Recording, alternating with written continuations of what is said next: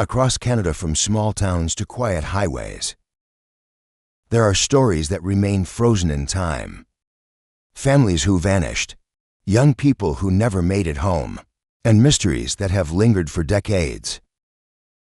These are not tales of headlines that faded overnight. These are the cold cases that still haunt communities, the disappearances that defy explanation, and the questions that have never been answered.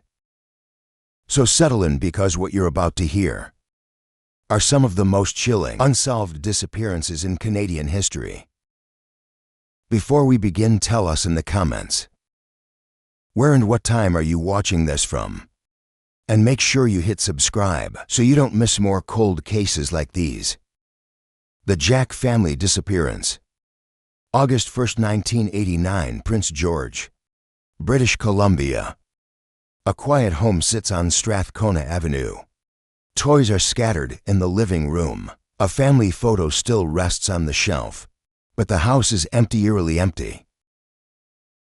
Ronald and Doreen Jack, along with their two young sons, Russell, just 9 years old, and Ryan, only 4, are nowhere to be found.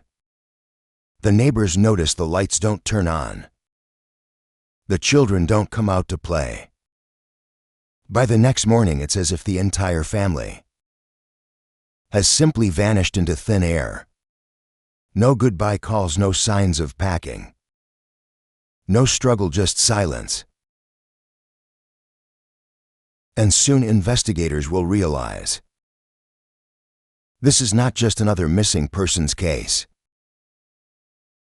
This will become one of Canada's most haunting, unsolved family disappearances. Ronald Jack was a 26-year-old father, quiet and hardworking. He'd held various jobs, mostly labor work, but was struggling to find steady employment to support his wife and children. Like many families in northern BC at the time, money was tight and work was scarce. His wife, 26-year-old Doreen, was described as devoted, protective, and soft-spoken. Friends remembered her as someone who kept to herself, focusing on raising Russell and Ryan. Russell was the curious, energetic 9-year-old, the kind of boy who loved the outdoors, always eager to explore. Ryan, at just 4, was the baby of the family, cheerful and shy. They weren't wealthy, they weren't well connected. They were an ordinary family trying to get by, which makes their disappearance all the more chilling, because ordinary families don't just vanish overnight. On the evening of August 1st, 1989, Ronald phoned his mother with what sounded like good news. He told her he had been offered a new job up north, a logging position that included housing for the entire family. According to Ronald, a man had approached him at a local pub offering the work. It was short-term, maybe 2 weeks, but the pay would be decent. The catch: they needed to leave immediately. Ronald's mother remembered him sounding upbeat, hopeful, even relieved she had no reason to suspect danger. But that would be the last time she ever heard from her son. That night, Ronald, Doreen, Russell, and Ryan left their home. They didn't take much. Their belongings, their furniture, and their children's toys remained untouched. It looked as though they fully intended to come back, but they never did. When days passed with no word, concern grew. Relatives reported them missing. Police entered the home and found everything in place. Nothing disturbed. There were no signs of violence. Number note: no indication that the family had planned to leave for good. Investigators quickly focused on Ronald's phone call. Who was this man who offered him a logging job? Where was the job site, and why did the family have to leave in such secrecy and haste? But in 1989, there were no cell phones, no GPS trackers, no security cameras on every corner. The trail was cold almost immediately. RCMP canvassed local logging companies and camps. None reported offering Ronald work. No official records existed of a job that matched his description. It was as if this opportunity had been fabricated. Witnesses recalled Ronald mentioning the man in the pub, but no one could describe him clearly. Some said he was in his 40s. Others thought younger. The story blurred quickly. A few weeks later, investigators received an anonymous tip. The caller claimed the Jack family had been killed and buried on a rural property outside Prince George. Search teams descended on the site, digging and combing the area, but nothing was ever found. The lead went nowhere. Over the years, multiple theories have surfaced. The most widely accepted idea is that the family was lured under false pretenses. Someone may have targeted Ronald at the pub, gained his trust, and used the job as a trap. Why motive has never been clear. Robbery, revenge, or something more sinister. Some speculated that the Jacks chose to leave voluntarily, but this theory never made sense. They left behind everything: possessions, toys, keepsakes. They had no money, no plan, no history of running away. Prince George sits along Highway 16, now infamous as the Highway of Tears, for the staggering number of disappearances, many involving indigenous women and girls. Some believe the Jack family's case could be linked, though it stands apart because an entire family vanished together. A fringe theory suggested the family may have stumbled into something dangerous and were either silenced or relocated under protection. But no evidence supports this. At the time, the case made headlines across British Columbia, but attention faded without bodies. Without evidence, the media cycle moved on. The family's relatives, however, never stopped searching. They kept the story alive, urging the RCMP not to close the file. For them, every birthday, every Christmas was a painful reminder that for chairs at the table remained empty.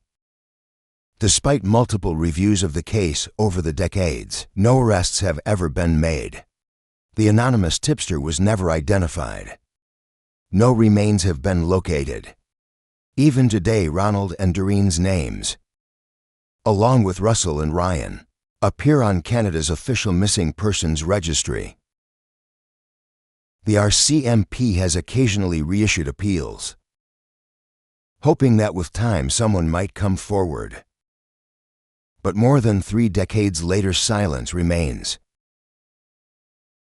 What makes this case so unsettling is the sheer scale of the disappearance. A husband, a wife, 2 children. Entire families rarely vanish without a trace. Normally there are clues: a vehicle abandoned, a suitcase left behind, a body found. But here, nothing. The Jack family story is often mentioned in the same breath as other northern BC disappearances, highlighting broader concerns about safety, missing persons investigations, and the vulnerability of working-class families just trying to survive. For the Indigenous community in particular, their disappearance echoes a painful pattern. Cases that receive little resolution, families left with endless uncertainty. More than 30 years have passed since that quiet summer night in Prince George. Ronald and Doreen would be in their 60s today. Russell and Ryan would be grown men, perhaps with families of their own. Instead, they remained frozen in time, forever remembered as the young parents and children who walked out of their home and into mystery. Somewhere someone knows what happened. Maybe it was the stranger in the pub. Maybe it was someone closer to home. Maybe the truth is buried deep in the forest of northern British Columbia. But until it's uncovered, the Jack family's disappearance will remain one of Canada's most haunting, unsolved cold cases. Decades later, the truth remains buried, but someone somewhere may still hold the answer. What do you think happened to the Jack family? Was it a trap, a random act, or something much bigger? The disappearance of Michaela Bali. April 12, 2016. Yorkton, Saskatchewan. The morning begins like any other in this small prairie city. People rush for coffee, kids make their way to school, and buses pull into the depot one after another. But at 1:45 p.m. inside that same depot, a security camera captures a final image that will come to define one of Canada's most haunting mysteries. 16-year-old Michaela Bali is seen waiting alone. She paces, she checks her phone. She glances out the door as if searching for someone who never arrives. Minutes later, she walks away, and from that moment on, she is never seen again. Michaela Bali was only 16 years old, a high school student at Sacred Heart in Yorkton. She lived at home with her mom and grandmother. Friends described her as kind, a little shy with a love for animals and music. She was the kind of teenager who dreamed of bigger things, but was still deeply tied to the routines of small-town life. Like many girls her age, Michaela spent a lot of time online. Social media was a place where she felt more open, more adventurous. She connected with people outside her circle, some real, some perhaps not who they claimed to be. And in the weeks leading up to her disappearance, she seemed restless, searching for something or maybe someone. Her last day began like any other, but as the hours unfolded, it became clear she had plans no one close to her fully understood. That Tuesday morning, April 12th, Michaela woke up and got ready for school. She even texted a friend to meet before classes began. But once she arrived at school, she left almost immediately, signing herself out around 8 a.m. What followed was a series of puzzling movements across town. Surveillance cameras and witness reports later helped piece together her steps. 50 a.m. Michaela was spotted at a local TD bank, attempting to withdraw money. She didn't have enough funds to make the withdrawal. Shortly after, she went to a pawn shop asking about cashing in a ring, but decided against it. Chance 10 on Quack AM. She stopped at a restaurant, chatted with staff, and used the phone several times. Witnesses recalled her asking about a man, but never explained who he was. 10 a.m. She entered the STC bus depot. She inquired about buying a ticket to Regina, then stepped back outside to make calls from a payphone. But no one could confirm who she was trying to reach. Music PM. 1:30 p.m. Michaela wandered between the depot, local restaurants, and the street, at times sitting, at times pacing, as if she was waiting for someone specific. 45 p.m. The final confirmed sighting. She walked out of the bus depot doors and disappeared. She never boarded a bus, she never returned home, and her phone activity ended soon after. At first, police considered the possibility that Michaela was a runaway. She had asked friends if she could borrow money. She had searched online for travel routes. Some believe she may have been planning to leave Yorkton voluntarily. But the more investigators dug, the less sense it made. Michaela had left behind everything: clothes, personal items, even her beloved pet. She hadn't packed a bag. She hadn't withdrawn enough cash to get far. And most importantly, she had not been seen since that afternoon. Her family immediately pushed back against the runaway theory. They described her as reliable, the kind of girl who wouldn't disappear without telling someone where she was going. The RCMP launched a full investigation. They combed through surveillance footage, phone records, and social media, and soon troubling questions emerged. Her actions that morning: borrowing money, going to the depot, repeatedly checking the payphone, suggest she may have been waiting for someone. Who that person was, however, has never been confirmed. Some believe she arranged to meet someone she trusted, but who may not have been who they claimed. Some argue Michaela may have left by choice, looking for a fresh start, but without money, ID, or belongings. This theory weakens. 16-year-olds rarely have the resources to vanish for years. Without help, the darkest theory is that Michaela was lured into a trap, the bus depot.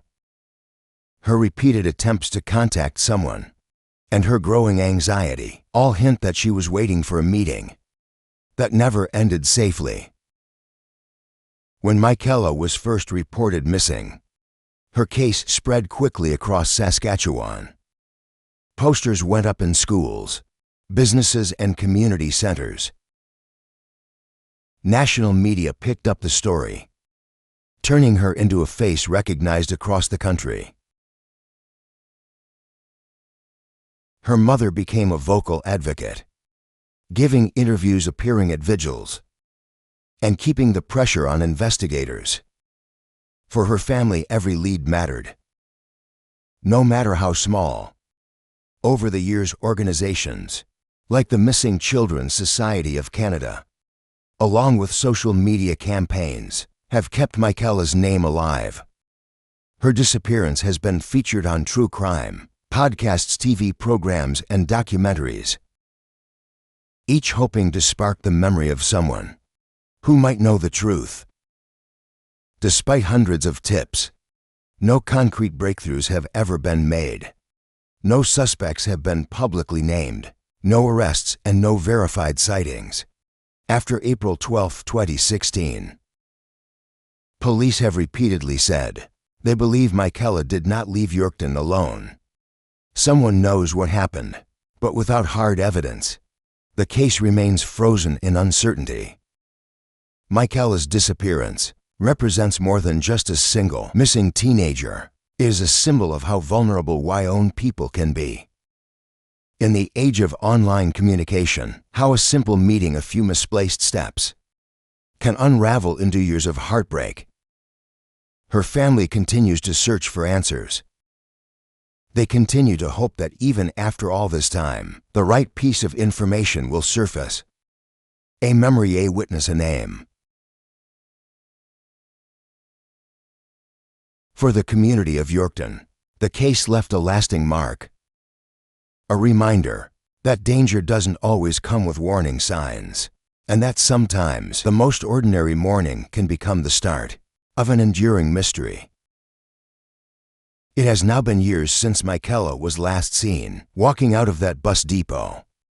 She would be in her mid-20s today, but instead she remains frozen in time. Forever remembered as a 16-year-old girl who left her school, wandered across town, and disappeared into silence. Someone knows the truth. Maybe it's buried in a phone record. Maybe it's hidden in a memory someone is too afraid to share.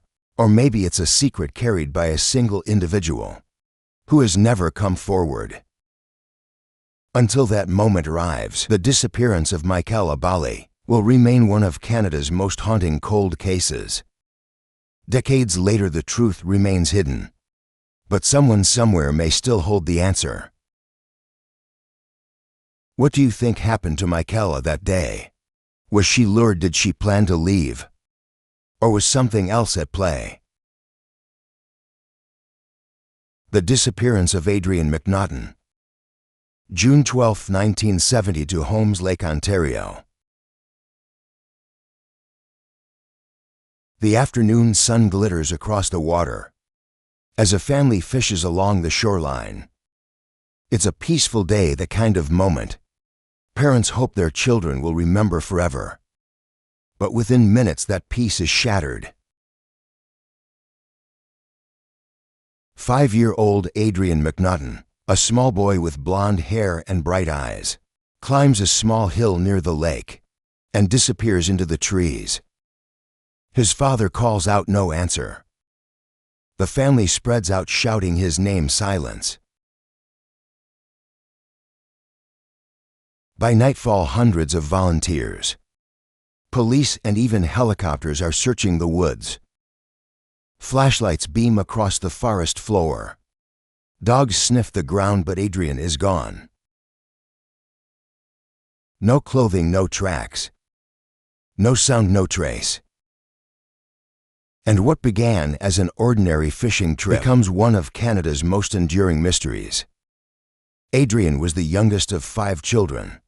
Just 5 years old, he was described as gentle, playful, and a little shy. He loved being outdoors tagging along with his siblings.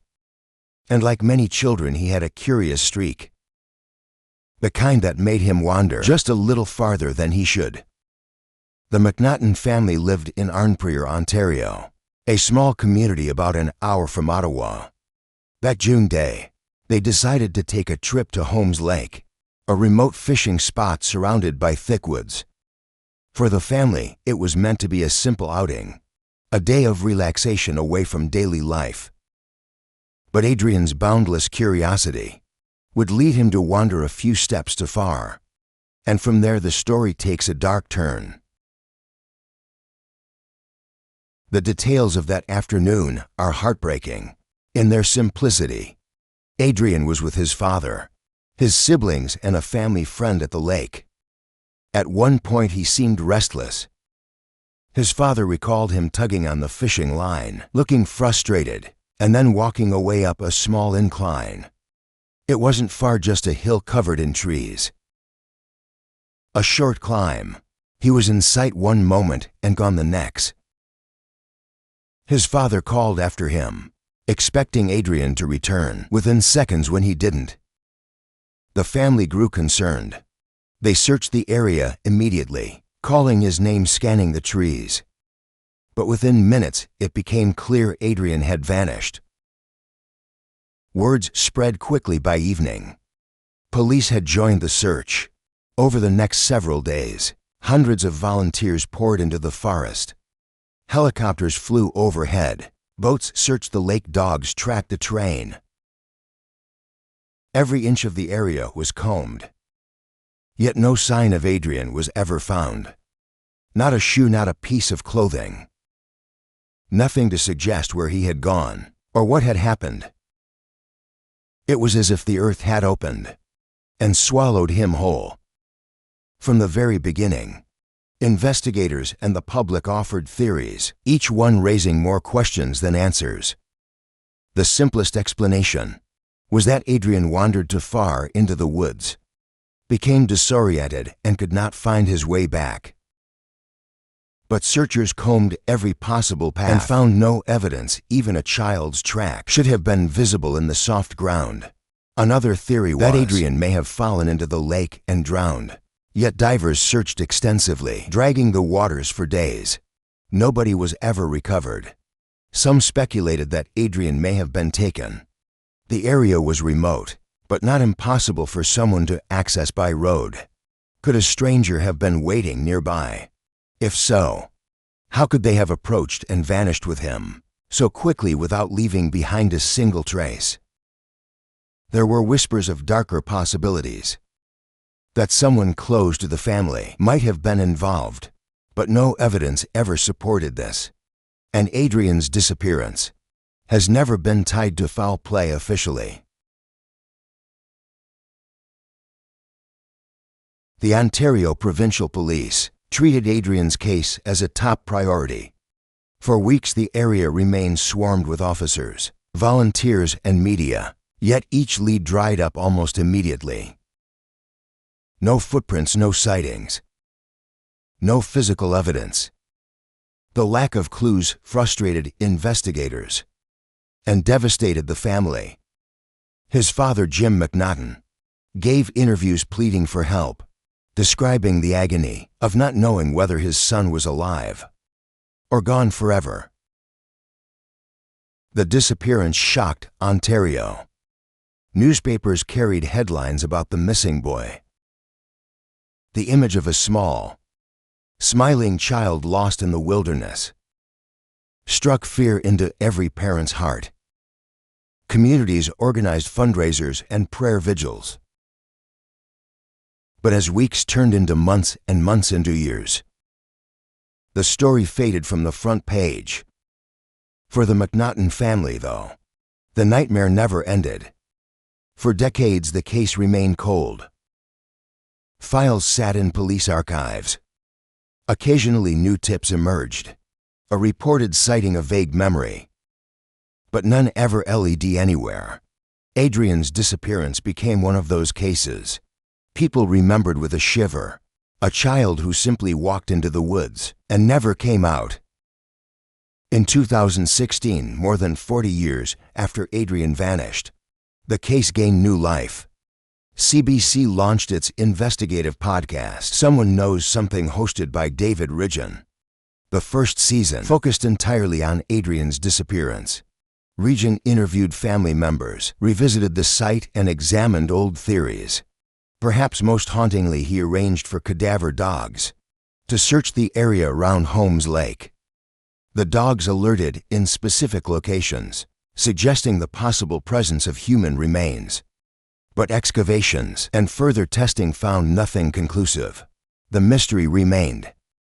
The podcast brought international attention to Adrian's case, sparking renewed public interest and leading to fresh tips.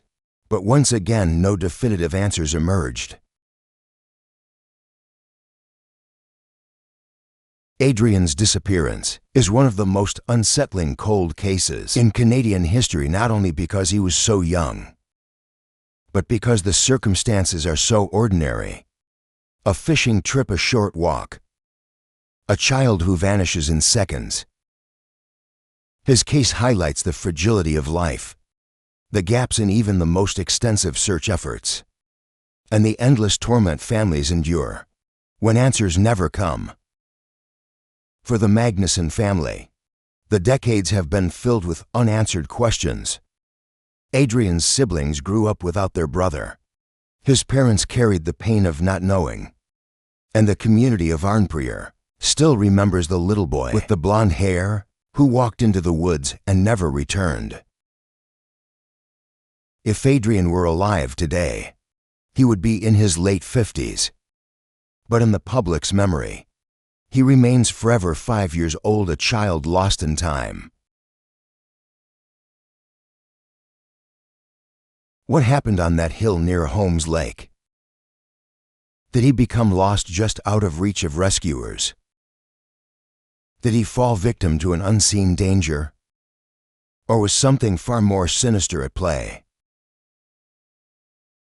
Until the truth comes to light, Adrian's disappearance will remain a chilling reminder of how quickly the ordinary can turn into the unimaginable.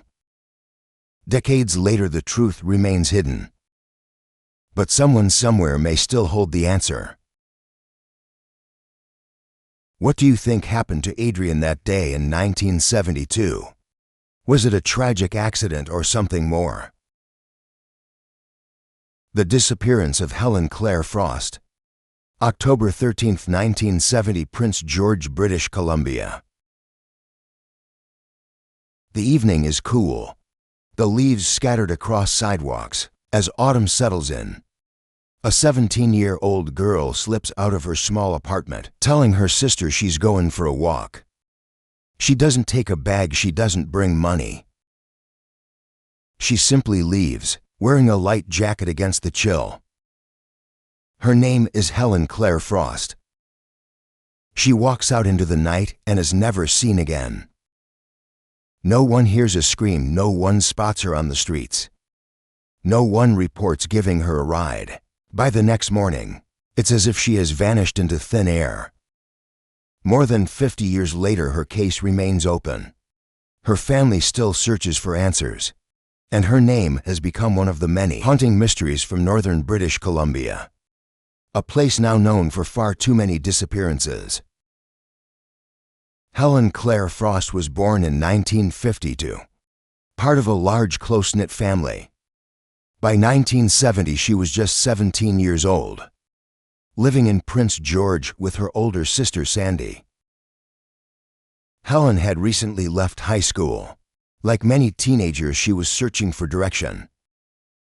Torn between childhood and adulthood, eager for independence, but still vulnerable in so many ways, friends remembered her as friendly and thoughtful. though she carried a quiet restlessness. She had been talking about making changes in her life. Some believe she was considering moving away. Others thought she might have been struggling with personal challenges. But to those who loved her, Helen was simply a young woman at a crossroads, trying to figure out her future. That October night, whatever weighed on her mind, led her to leave the apartment. But where she went, and why she never came back, is still unknown. On October 13th, Helen left her apartment around 8:20 p.m. She told her sister she was going for a walk. That was it, no further explanation. The timing was strange. It was already dark. She didn't have plans with friends that anyone knew of. She wasn't carrying extra clothing or supplies. It didn't look like she intended to be gone long. But after that moment, the trail went cold almost immediately. Unlike modern cases, there were no security cameras, no cell phone records to trace. If anyone saw her that night, they never came forward. When Helen didn't return home, her family grew worried within days. The RCMP was notified, but in 1970, missing person protocols were not what they are today. A teenager walking off was often assumed to be a runaway. Police initially considered that Helen may have left, voluntarily perhaps, to start fresh somewhere new. But as the days turned into weeks, that theory made less and less sense. Helen had left behind all her belongings. She hadn't packed clothing, she hadn't withdrawn money, and she never contacted her family again. Her family insisted she wouldn't just vanish without saying something. She was close to her siblings. She had responsibilities, and yet, no matter how many times police retraced her last known steps, nothing surfaced over time. Several theories have been raised about what may have happened to Helen. Some still suggest Helen chose to leave on her own. She had spoken about wanting change in her life, and perhaps that night she decided to act. But if she had started a new life, why didn't she ever reach out to her family? Why did she leave with nothing? Another theory is that Helen may have suffered an accident while walking that night. Prince George in 1970 was surrounded by wilderness, rail tracks, and rivers, but despite searches, no remains were ever discovered. The most unsettling possibility is that Helen was the victim of foul play. Prince George would later become infamous as part of the Highway of Tears corridor, a region where dozens of women and girls, many indigenous, went missing or were killed. Was Helen one of the earliest victims of what would become a devastating pattern? Or was her case unrelated, a tragedy all its own? The biggest challenge in Helen's case was the complete absence of evidence. No witnesses placed her anywhere after she left her apartment. No physical clues were found. Without those starting points, investigators had little to work with. Her disappearance faded from public attention quickly. Unlike more recent cases, there was little media coverage to keep her story alive. For decades, her family carried the burden largely in silence. Helen's sister Sandy has been one of the strongest voices for keeping her memory alive. Over the years, she pushed for renewed investigations, refusing to let her sister's case be forgotten. In 2017, nearly half a century after Helen vanished, the RCMP confirmed they were still actively reviewing her disappearance. They appealed to the public for information, hoping that with time, someone might come forward with a memory, a clue, or a confession. So far, no breakthrough has come. Helen's story is heartbreaking, not just because of her disappearance, but because of how little attention it received. At the time, a young woman vanished from Prince George, and her case quickly slipped into obscurity. Her disappearance is now often mentioned, alongside the broader crisis of missing women in northern British Columbia. For many families, Helen's case symbolizes how easily young women's stories were overlooked in the past, and how families were left to fight for recognition. For her relatives, the pain has never faded. Every year that passes is another year without answers. Another reminder that somewhere out there, someone may still know what happened. Helen Claire Frost walked out of her apartment on a cool October evening in 1970. She promised nothing, carried nothing, and never returned. Did she run away, leaving behind the life she no longer wanted? Did she fall victim to an accident, her remains lost to time and nature? Or was she taken, silenced by someone who crossed her path that night? Until the truth emerges, Helen remains not just a name on a missing persons list, but a haunting reminder of how quickly a life can vanish, and how silence can stretch across generations. Decades later, the truth remains buried, but someone somewhere may still hold the answer. What do you think happened to Helen that night in Prince George? Was it a choice, an accident, or something darker? The disappearance of Jean Virginia Jenny Sampere. October 14, 1971, Kitsugula, British Columbia. A young woman stands near a railroad overpass as evening settles in. The Skeena River rushes nearby, its current dark and fast. She's not alone, her cousin is with her. The two talking quietly, sharing time like family often do. But in a matter of minutes, everything changes. The cousin leaves briefly. When he returns, Jenny is gone. No scream, no sound of struggle. Just silence broken only by the roar of the river. 18-year-old Jean Virginia Sampere, known to her family and friends as Jenny, has vanished. More than 50 years later, her disappearance remains one of the most enduring and haunting mysteries connected to what would later become known as the Highway of Tears. Jean Virginia. Jenny Sampere was just 18 years old when she disappeared. She grew up in the Gitxsan community of Kitsugukla, a small, indigenous village nestled along the Skeena River, not far from the city of Terrace in northern British Columbia. Her family described her as bright, soft-spoken, and deeply connected to her community. Like many young women her age, she was full of potential, standing at the threshold of adulthood. She helped with her family, kept close to her cousins, and was known for her warmth. But Jenny also carried the challenges of growing up indigenous in northern BC during the early 1970s, a time when systemic neglect and racism often left communities vulnerable, and when disappearances of indigenous women too often went unnoticed by authorities. Her disappearance would sadly foreshadow a tragedy that grew for decades. The long, painful list of missing and unlived women and girls along Highway 16, forever remembered as the Highway of Tears. On the evening of October 14, 1971, Jenny was last seen with her cousin near a railroad overpass outside Kitsugukla. I spent time together talking as the day faded. At some point, her cousin left briefly. Some reports say he went home for a moment, others that he stepped away only for a short errand. When he came back, Jenny was gone. The timing was painfully tight. She had vanished within a narrow window, just minutes perhaps. Some in the community speculated that Jenny may have gone down to the Skeena River. The river is powerful, cold, and unforgiving.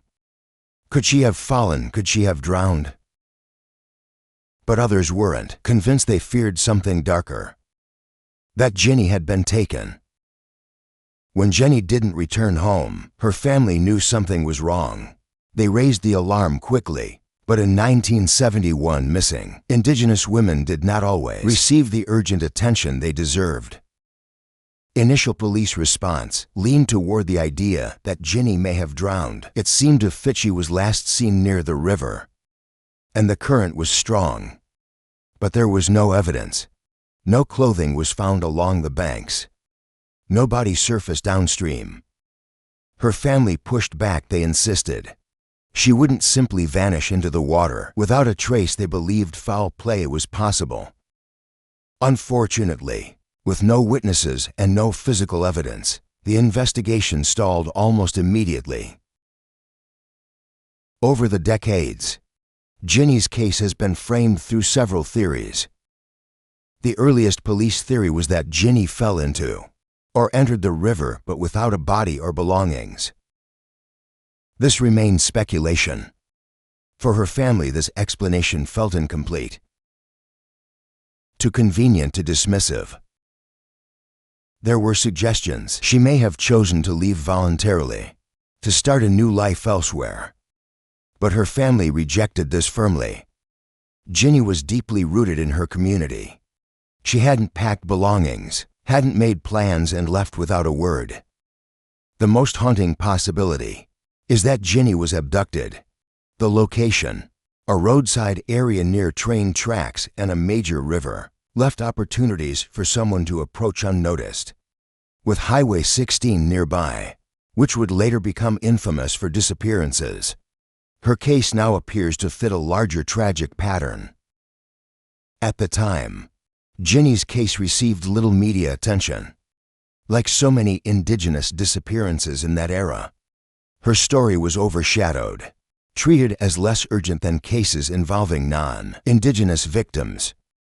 Her family never stopped searching, but the broader public remained largely unaware. It wasn't until decades later, when the Highway of Tears gained national recognition, that Ginny's story resurfaced as part of that narrative. For her family, the lack of urgency in the early days was devastating. They carried the grief largely on their own, waiting for authorities to take the case seriously. No one was ever charged in Ginny's disappearance. No remains were ever found. And while her name appears on official lists of the missing, her file remains open but stagnant. In 2017, our CMP confirmed that her case was still active, though no breakthroughs had been reported. For her family, the silence has been deafening. Half a century of unanswered questions. Ginny's story is not just about one young woman lost.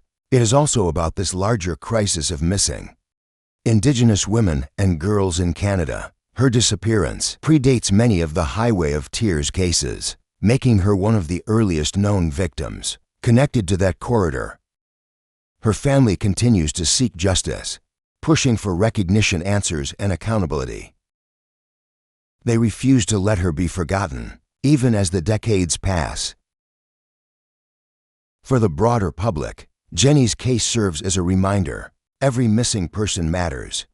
Every disappearance leaves behind a family, a community, a wound that never fully heals. On that October evening in 1971, Ginny walked into the night with her cousin, and within minutes she was gone.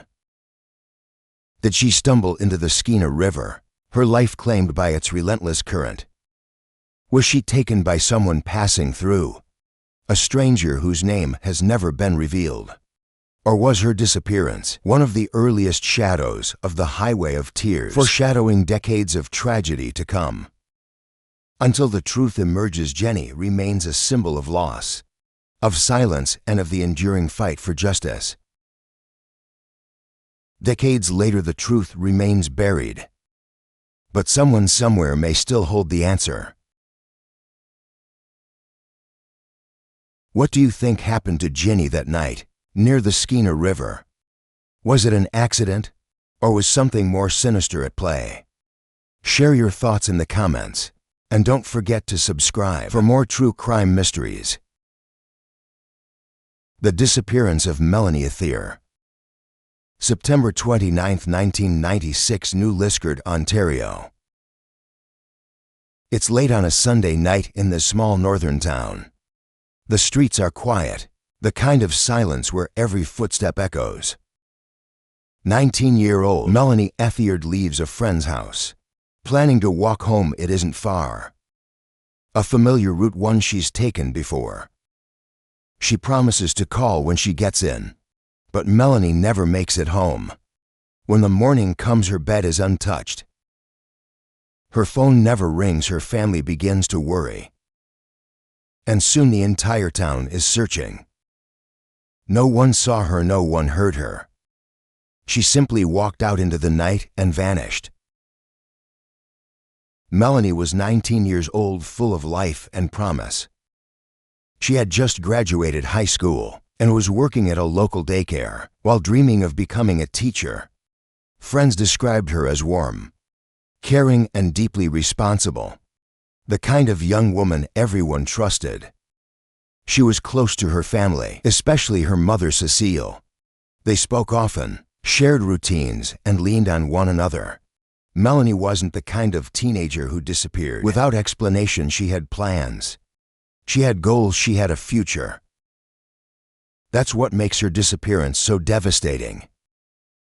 On September 29th, Melanie spent the evening with friends. It was ordinary, just teenagers talking, laughing, unwinding. At the end of the weekend, around midnight, she decided it was time to head home. The walk should have taken only about 15 minutes. She knew the route well, but somewhere between her friend's house and her doorstep, Melanie disappeared. She didn't call, she didn't show up. And when morning came, her absence was impossible to ignore. When Melanie's family realized she hadn't come home, panic set in quickly. She wasn't the type to vanish without telling someone. Her mother reported her missing, and police began their search. At first, Officer Years considered the possibility that she had gone off with friends, maybe decided to stay out late. But as hours turned into days, that theory collapsed. Melanie had left behind her belongings, her work, her entire life. Witnesses began to come forward with small pieces of information. Some reported seeing her walking that night. Others thought they saw a young woman near a vehicle. But none of these accounts could be confirmed. The chilling fact remained. Melanie had vanished in a matter of minutes, on a route that should have been safe. The Ontario Provincial Police launched an investigation. They searched the town, questioned residents, and followed leads. But every promising detail seemed to end in a dead end. No body was ever found. No clothing bag or personal belongings surfaced. No confirmed sightings beyond that night. Over the years, police interviewed dozens of people, friends, acquaintances, and strangers alike. They tested theories, examined tips, and even pursued potential suspects. But nothing stuck. At one point, investigators considered the possibility that Melanie had left voluntarily, maybe to start a new life elsewhere. But her family dismissed that quickly. She had no reason to run, no hidden troubles, no secret life. She had simply been walking home. Several theories have surrounded Melanie's case over the years. The strongest theory is that Melanie was taken while walking home. The area she disappeared from had limited witnesses, and it's possible a car pulled up, offering a ride or forcing her inside. Others believe she may have encountered someone familiar. Melanie was trusting, and if she saw a person she knew, she might have stopped to talk, making her vulnerable to someone with bad intentions. A fringe theory suggests she may have left voluntarily, but this has little support. She left behind everything and had no history of running away. Unlike many cold cases that fade into obscurity, Melanie's story remained present in her community. Her mother, Cecile, refused to let her daughter be forgotten. She put up posters, spoke to media outlets, and worked with missing persons organizations to keep the case alive. In the years that followed, Melanie's face appeared on billboards across northern Ontario. She was featured on true crime podcasts, television programs, and most notably on CBC's The Next Call, a series dedicated to re-examining long unsolved cases. Her mother became a tireless advocate, not only for Melanie, but for all families of the missing, demanding answers, pushing for accountability, and never letting her daughter's name slip away. Despite the attention, no resolution ever came.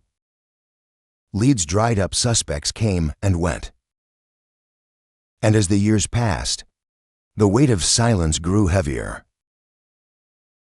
In recent years, police have reiterated that Melanie's case is still active. They continue to review tips, check new information, and hold on to the possibility that someone, somewhere may still come forward. But as of today, no arrests have been made. The disappearance of Melanie Athier is haunting, not just because of the mystery, but because of the emptiness it left behind. She was a young woman at the beginning of her life, a daughter, a friend, a caregiver, 2 children at the daycare. Her absence reshaped her family forever. For her mother, the pain is indescribable. Decades of waiting, of wondering, of imagining what could have been. For her community, the case became a rallying point. It forced people to confront the reality that, even in small towns, danger can strike. That sometimes the most ordinary walk home can become the start of an endless mystery. On that September night in 1996, Melanie Athier walked out of her friend's home, promising to call when she arrived. She never did. Did she encounter someone she trusted, only to be betrayed? Was she taken by a stranger, swallowed into the silence of the night? Or is there another explanation, still buried under years of unanswered questions? Until the truth comes to light, Melanie remains not just a missing person, but a symbol of the resilience of families who refuse to stop searching. Decades later, the truth remains buried, but someone somewhere may still hold the answer. What do you think happened to Melanie on her short walk home? Was it a chance encounter or something planned? From families that vanished without a trace, to teenagers who walked out into the night and never came home, each of these stories carries the same haunting silence. Decades of questions and no answers. Somewhere out there, the truth about these cases still exists. Someone knows what happened. Which of these cold cases stayed with you the most? Drop your thoughts in the comments, and don't forget to subscribe for more mysteries that still remain unsolved.